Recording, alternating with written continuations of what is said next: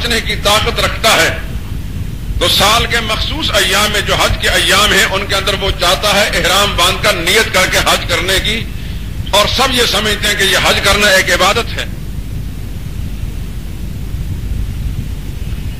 اور سال کے دوسرے ایام کے اندر مکہ معظمہ عمرہ کی نیت سے لوگ جاتے ہیں، رمضان کے مہینے میں زیادہ جاتے ہیں، سب سمجھتے ہیں کہ اللہ کی یہ عبادت ہے، اللہ کی اس عبادت کے حصول کی خاطر گھر والوں کو چھوڑ کر، کاروبار کو چھوڑ کر، اپنے چین آرام کو چھوڑ کر، مال خرچ کر کے، سکون کو بھی انسان غارت کر کے وہاں جاتا ہے، اس جذبے سے جاتا ہے کہ اللہ تعالیٰ کی وہ بندے کی عبادت، وہ سعادت مجھے مل جائے۔ عبادت کی یہ تو وہ قسمیں ہیں جو سب لوگوں کو معلوم ہیں، لیکن کچھ قسمیں ایسی ہیں جن کی طرف عام انسانوں کا ذہن منتقل نہیں ہوتا یا انہیں معلوم نہیں ہوتا، اور معلوم نہ ہونے کے سبب سے بعض اوقات وہ ایک ایسی سنگین غلطی میں مبتلا ہو جاتے ہیں کہ وہ عبادت کی قسم جو ہے مخلوق کے لیے بجا لا رہے ہو۔ نماز تو اللہ کے لیے پڑھیں گے، لیکن اپنی حاجات اور مشکلات میں غیر اللہ کو پکاریں گے۔ یاد رکھیں، یہ پکار دعا یہ بھی عبادت ہے، بلکہ مغز عبادت ہے، عبادت کا نچوڑ ہے، عبادت کا جوہر ہے، عبادت کا لب لباب ہے۔ یہ جو ہم نماز ادا کرتے ہیں، نماز کی روح پکار ہے۔ سب سے پہلے ہم اللہ کو پکارنا شروع کرتے ہیں، اللہ اکبر، اس کی کبریائی کا اعلان کرنے کے بعد سبحانک اللہم وبحمدک وتبارک اسمک وتعالی جدک ولا الہ غیرک، یہیں سے پکار شروع ہو جاتی ہے۔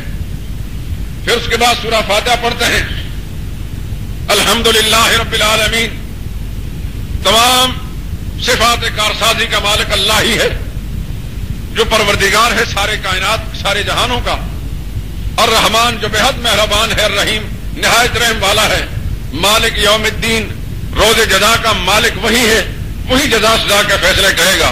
ایاک نعبد، اے اللہ ہم تیری ہی بندگی کرتے ہیں، وایاک نستعین، اور ہر آڑے وقت میں اور ہر مشکل میں یا اللہ تجھی سے مرادیں مانگتے ہیں۔ مسلسل پکار چل رہی ہے۔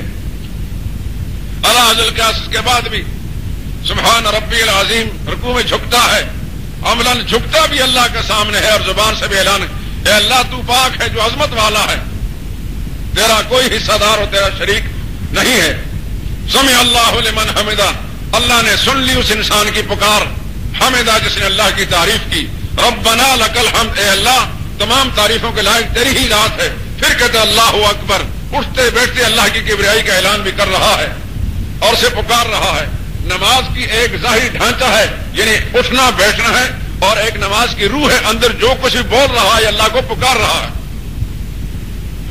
تو یاد رکھیں، عبادت کی قسم میں سے ایک قسم پکار ہے، دعا اور پکار، یہ عبادت ہے، بلکہ مغز عبادت ہے۔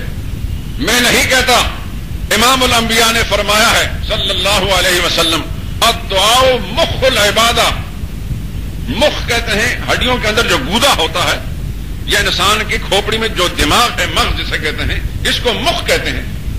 عرب لوگوں کا طریقار ہے کہ کسی کو کہنا یہ بے وقوف آدمی ہے تو کہتے ہیں مخ معافی، مخ معافی، یعنی اس کا دماغ نہیں کام کر رہا۔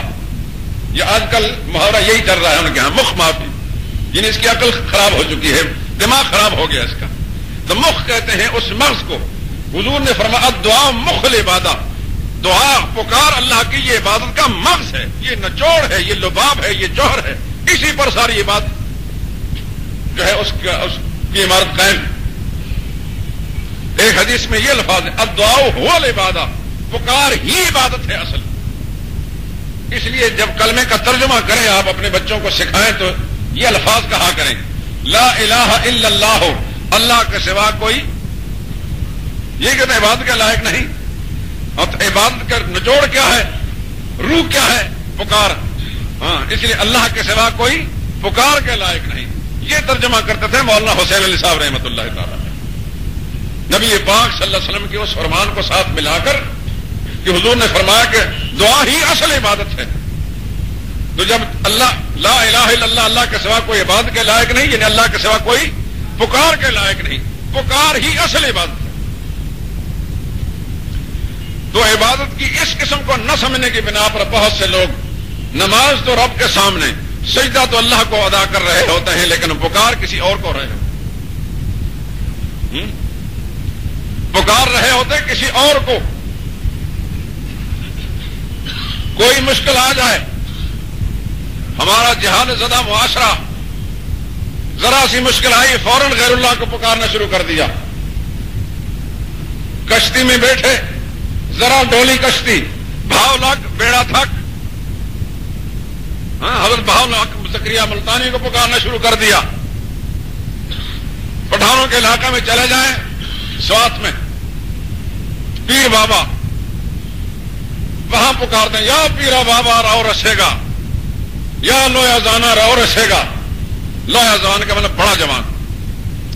میں جب چھوٹا سا تھا تو ہمارے علاقے میں بڑا جوان کا لفظ بولتے تھے۔ میں نے اپنی والدہ سے پوچھی بڑا جوان کس کو کہتے ہیں، سمجھ میں آتی نہیں تھی، تو کہنے لگی کہ ہم تو خود اس کو استعمال کرتے نہیں، لیکن میں کسی سے پوچھوں گی۔ پوچھ کر بتایا بڑا جوان سے مراد سیدنا شیخ عبد القادر جیلانی رحمۃ اللہ تعالی علیہ۔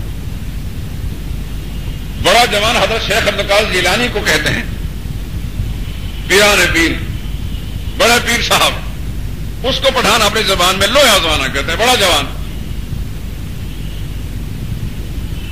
تو پٹھان کہتے ہیں یا پیرا بابا رو رسے گا، اے پیر بابا پہنچ ہماری مدد کے لیے، یا لویا زوانا رو رسے گا، اے بڑے جوان ہماری مدد کے لیے پہنچ۔ پنجابی میں کہتے ہیں بھاؤ لاکھ بیڑا دھک، تو کشتی پار کر میری معین الدین اجمیری، امداد کن از بند غم آزاد کن، در دین دنیا شاد کن یا شیخ عبد القادر۔ غرض ہر ایک اپنے اپنے انداز سے پکار رہا ہے، لیکن پکار غیر اللہ کو رہا ہے، اللہ کو نہیں پکارا۔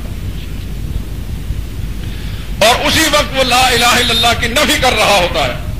کلمہ لا الہ الا اللہ جب اس نے پڑھا تھا تو یہ اقرار کیا تھا کہ اللہ کے سوا عبادت اور پکار کے لائق کوئی نہیں، لیکن جب کسی مشکل کے اندر غیر اللہ کو پکارنا شروع کر دیا تو اسی وقت اس نے کلمے کا انکار کر دیا، اور اسی وقت ایاک نستعین کا اس نے انکار کر دیا کہ یا اللہ آڑے وقت میں مشکل میں تجھ ہی سے مرادیں مانگتا ہوں، تیری مدد مانگتا ہوں، تیرے سوا کسی اور سے مدد نہیں مانگتا۔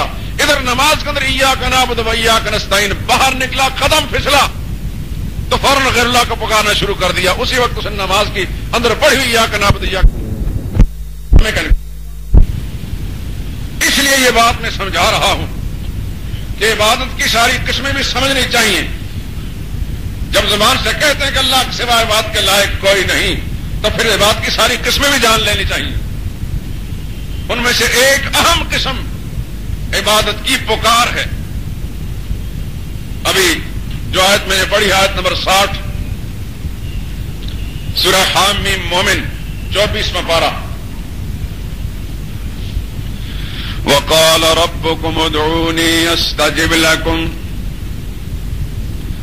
تمہارا پروردگار اعلان کر رہا ہے لوگوں، آڑے وقت میں، مشکل کے وقت میں، مصیبت کے وقت میں اپنی مشکل کشائی کرنے کے لیے، اپنی حاجت روائی کرنے کے لیے تم کسی کو پکارو گے۔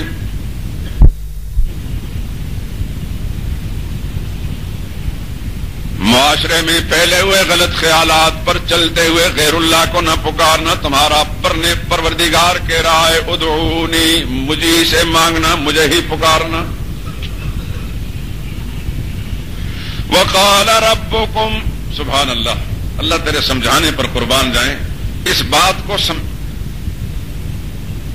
اللہ تعالیٰ نے سٹارٹ کیا ہے رب کے لفظ، وقال ربکم، تمہیں پتا ہے انسانوں تمہارا رب کون ہے، تمہارا پالنے والا کون ہے۔ تھوڑی دیر کے لیے اپنے پرورش کے نظام پر ذرا غور تو کرو۔ اس دنیا میں آ جانے کے بعد، ہوش سنبھالنے کے بعد، محنت مشقت کرنے کی صلاحیتیں حاصل کرنے کے بعد تم نوکری کرتے ہو، کاروبار کرتے ہو کہ شاید اپنی پرورش کا نظام ہم خود کر رہے ہیں، لیکن یہ تو سوچو کہ ایک زمانہ تمہاری زندگی میں وہ بھی آیا ہے کہ نہ تمہارے پاس کوئی نوکری تھی، نہ تمہارے پاس کوئی کاروباری ادارہ تھا،